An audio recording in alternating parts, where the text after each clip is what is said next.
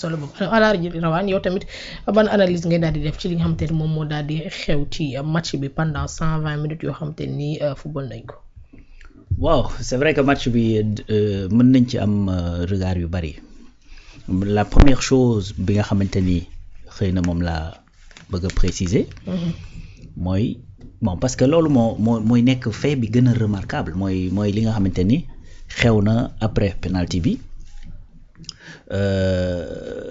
Parce que avant ñuy refuser butu Sénégal bi avant penalty bi di am ñi ngi jouer normal sans souci sans problème tension bi doon na am mais c'était une tension positive ay joueurs yoo nga xamante ne dañoo nekk di jouer final xam ni du lu ñu war a voilà lu ñu war a sàgganee et cetera tribune bi également ñi ngi nekk di jubiler normal sans problème donc même incident yi am ci tribune bi après li nga xamante ni moom mooy but bi la kon loolu moment charnière la loolu ci la ñuy gën a taxaw bi loolu amee penalty bi ñu sifflé ko et tout ça Moussa rappelé na ci conditions yi ñu ko sifflé Sénégal Pape Thiaw ne nañ génn terrain bi en vérité Pape Thiaw da doon protester contre qui c'est-à-dire pas contre les Marocains Sénégal amuñu problème ak Marocain match lañ seqoon c'est-à-dire kan lañ protester mooy contre l'arbitre kan moo indi arbitre c'est la CAF donc protestation bi contre CAF la ak contre l'arbitrage c'est pas contre les Marocains parce que amuñu benn jafe-jafe ak Marocains yi d'ailleurs quand le match est fini da ngay gis ne Sénégalais yi dañoo dem consoler Marocains yi tàppante et cetera Achraf Hakimi même mi nga xamante ne moo jël serviette bi sànni ko et tout ça avant muy dem di dem ci podium bi di jëli li nga xamante ni mooy médaille ben dafa jaar ci ki nga xamante ni mooy Kalidou ñu saafonte et tout ça gaayanu Gana Gueye la ñoom ñaar nekk na woon Paris tu vois mook Ibrahima Mbaye ñoo nekk Paris donc je pense comment il s'appelle encore un de leurs défenseurs là Hardy ou Serdi mais dans les vestiaires dafa ñëw mais étreinte bu yàgg la def ak Kalidou Koulibaly parce que ay gars jël maillot effectivement échanger de maillot et tout ça donc nous Sénégal Maroc moo tax sànq may wax ne même su fekkee ni da ngay gis ne doon nañu def ay dëgg sërëx peut-être dans l'organisation pour créer yenn failles pour déstabiliser ak créer benn pression psychologique ci Sénégalais yi am na au moins lu ñu doon sàmmonteel moo tax tey lu jëm ci autorité marocaine yi lu jëm même ci marocain yi ci boppam da ngay gis ne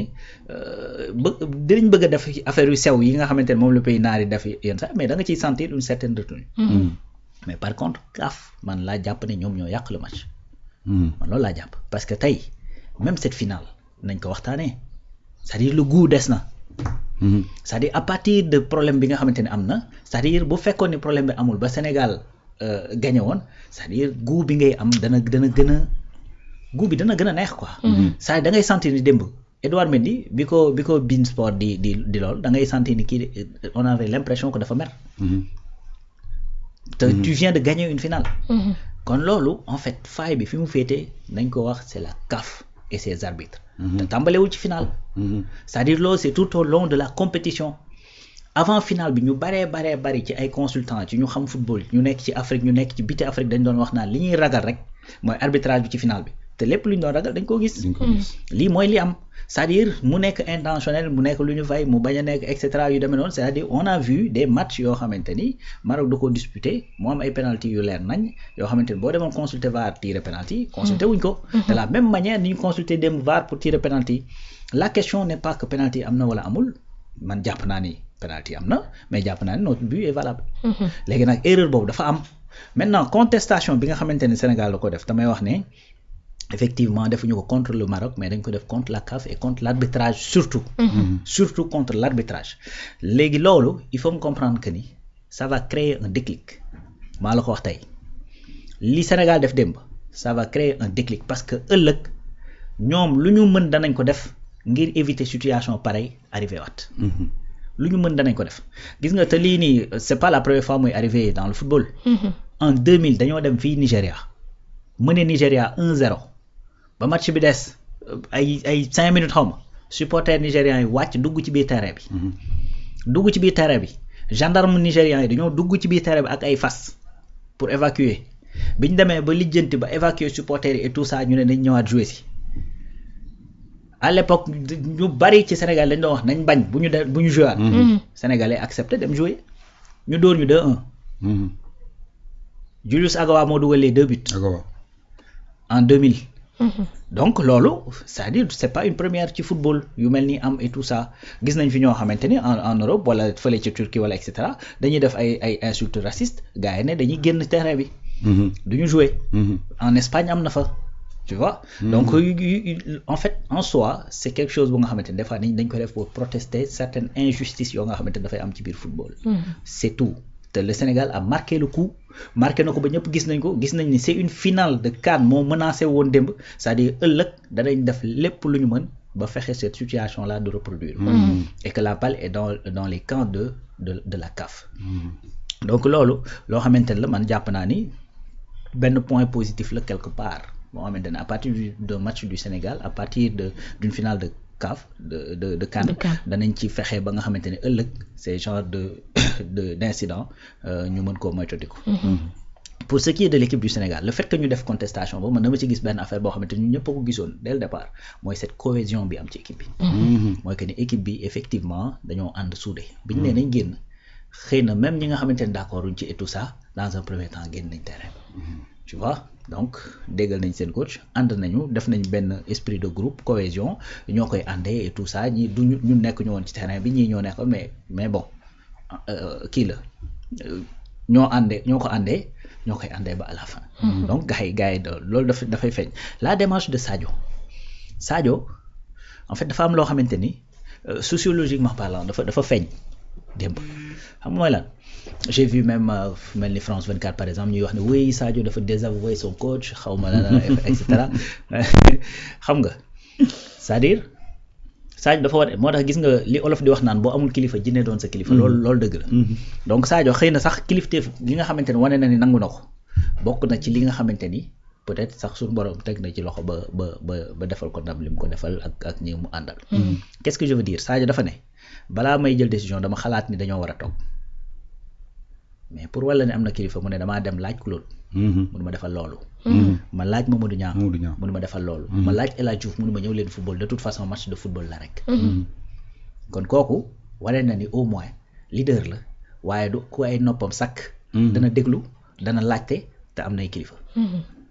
du dëgg donc mu dem ci Pape wax ak moom et tout ça te ci biir wax ji bi mu leen di woo da ngay dégg mu naan leen dem leen ngeen woo jëli leen. Venez, on va se battre comme des hommes. Effectivement. On va se battre comme des hommes. Parce qu'après tout, vous avez marqué le coup, le message est bien passé. Ñi ko war a remarqué nañ ko te je sais que ni fii laa la ko waxee que ni gars yi ak lu coow li mën a am de même bu fekkee après des sanctions dañuy tëb ak yu demee noonu tu verras que ni prochainement danañ jéem a fexe lijjanti ba lii Sénégal def. Parce que bu fekkee ni dafa amaat gars yi da xam nga lii olof di naan. may ma jafewul dolli ma jafewul may maa jafe. njëkk a ñaan moo jafe waaye boo xasee ba ñaan bañ may la après pour nga ñaanaat mën naa bañ a jafe. te comme gars yi gis nañ ni lii Sénégal def na ko am ci résultat bis buñ ko defaatee beneen équipe fii en Afrique boo deful nag danañ def pire que le Sénégal. moo tax gars yi ils vont revoir leur copie. Donc ils ont marqué le coup et puis loolu ce message là ñëw leen on va se battre comme des hommes kilifteef gi nga xamante ne Sadio wane na ne am na ko du ko ay noppam sakk dana lu mu ci kii tamit dana ko waxtaanee xool li nga xamante ne mooy l'intérêt général ñu def ko. C'est ce qui s'est passé démb. loolu également c'est une lecture ba nga xamante ne mën nañ ko def ci biir kii bi ci loolu aussi le respect wax dëgg yàlla bi nga xamante ne joueurs yi ak même le staff am nañ ko ci Sadio. moo tax gis nga mbir boo ci nekkee fais le du mieux que tu peux. C'est-à-dire après yow say jëf ñoo lay atte par rapport ak ñi nga xamante ne ñoom nga nekkal.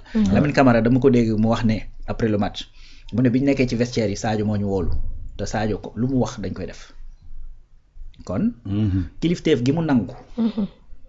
am ko moom moo tax bu mënee exercer kilifteef ci yeneen jeunes yi nga xamante ne ñoo nekk ci kii bi mu mën a loolu. mu mën a jàll. Donc il s'est comporté en leader en fait il est encore plus rentré dans la légende bi nga xamante ne moom la doon. moo tax man et puis tant d'autres c'est-à-dire le respect bi nga xamante ne da nga ko amoon ci moom dafa multiplier wu à partir d'hier quoi. Donc mi ngi noonu léegi nag comme je disais sànq arbitrage bi moo xaw a un peu yàq gu final bi mais quoi qu'il en soit une victoire reste une victoire. Et que le Sénégal effectivement dafa mériter cette victoire parce que mooy équipe bi gën a régulière ci CAN bi. Et puis ces dernières années. c'est-à-dire 4 finales. 4 CAN 3 finales. nga jël les 2 c'est-à-dire loolu régularité mënu koo romb. ci kii bi tu vois. voilà donc régularité mënu koo romb fii ci continent bi. léegi nag xam naa loolu dinaa bàyyi ba nga accès ci li wér te wóor mooy que ni bu fekkee ne am na benn équipe ci biir CAN bi bu mérité woon gagner cette CAN. c'est le Sénégal. aussi bien ci li nga xamante moo fi traverse ci at yi aussi bien ci régularité bi ñu demee ci CAN bi même boo xoolee la tranquillité bi ñu joué ak CAN bi Sénégal daanaka amul benn match boo xamante ni dafa mel ni dafa sonn. voilà donc loolu mooy li nga xamante ni moom moo xew démb encore une fois di féliciter vivement les Lions. di leen féliciter ils ont été vraiment à la hauteur de li nga xamante ni mooy talent bi ñuy kii ci ñoom. et puis koo xamante ni génn nga ca Kinshasa je ne pense pas que fële moom dina la mën a jaaxal. le stade de Rabat. voilà quand Regragui gi doon wax naan. nañu yokk discipline les martyrs. c'est ça quoi foofu gënoon a tar foofu te génn nañ. waaw loolu quoi moo tax sànq maa ngi gis benn congolais buy posté quoi mu wax loolu mu ne les Marocains vous étiez 67000 ci stade bi. ñun 100000 lañ nekkoon ak ay poussières. Sénégalais yi def ñu loolu nga foog ni 67000 kon dina leen jaaxal. mais bon mi ngi noonu quoi mais bon encore une fois je pense que muy CAF. comme muy la FIFA il faudrait tout simplement ñu revoir li nga xamante ne moom mooy la copie FIFA peut-être sax y a pas ces genres de soucis yi nga xamante ne moo lié à l'arbitrage ak yu demee noonu donc xàll yoon daal fu mu toll nii loolu dafa dépassé c'est vrai que football enjeu yi bari na am na yoo xamante ne mi ngi ñëw ci kanam muy organisation coupe du monde ak ñoomin seen yu demee noonu donc yooyu yëpp warul tax quoi que soit nga doxalee noo xamante ni après dafay fausser li nga xamante ni mooy l'esprit du football.